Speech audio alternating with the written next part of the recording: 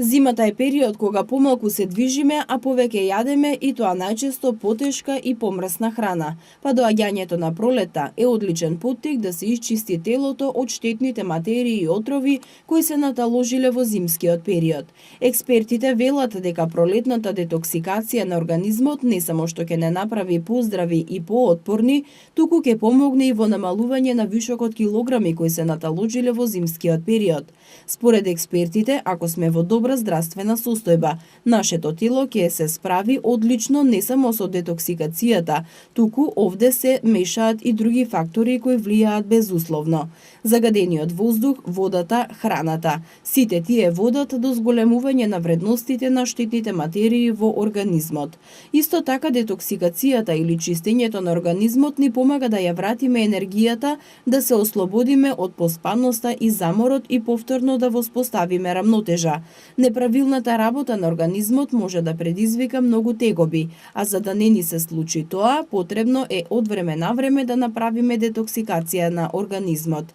За да се направи детоксикацијата, се препорачува да се конзумира повеќе овошје и зеленчук, како авокадо, брусница, јагоди, грейпфрут, зелка, брокула. Се препорачува да се пие вода, бидејќи таа ги мие бубрезите и црниот дроб и го хидрира организмот.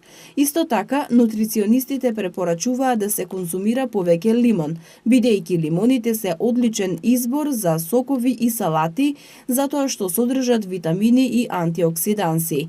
Со нивното секојдневно конзумирање може значително да се подобри здравјето.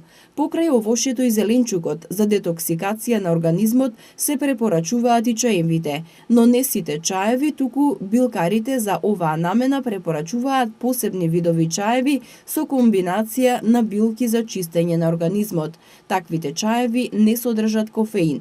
Браќата Дејан и Христијан Ачковски веќе подолго време работат со билките и тие за најдобра билка која ефикасно делува на организмот ја издвојуваат билката мечкин лук. Но не само мечкиниот лук за чистење на организмот, постојат и уште многу други билки за кои граѓаните помалку знаат.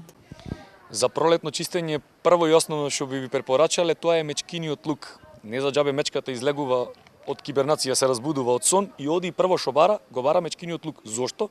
За да си го исчисти организмот од токсините кои што се собрале во текот на зимата додека преспивала.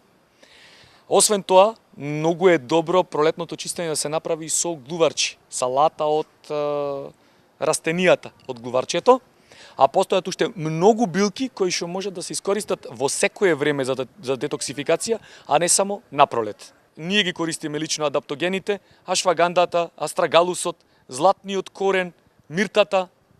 Тука може да се надополни и агликата и копривата. Копривата е одличен чистач. Браќата Ачковски исто така велат дека детоксикацијата на организмот не треба да се прави само на пролет, туку најдобро за организмот е да се чисти 4 пати во годината.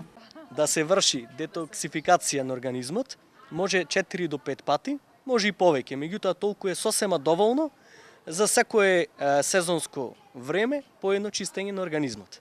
И не само тоа, не само за секое сезонско време, за секоја сезона, 4 колку што ги имаме, туку да се прави детоксификација на сите органи посебно. Например, да се прави детоксификација на желудник, да се прави детоксификација на црева, да се прави детоксификација на бубрези, да се прави детоксификација на црн дроб, зашто секој од нив има различен начин на детоксификација и различна улога. Покрај сите овие билки, овошја и зеленчук, исто така, за доброто на организмот се препорачува и смеењето.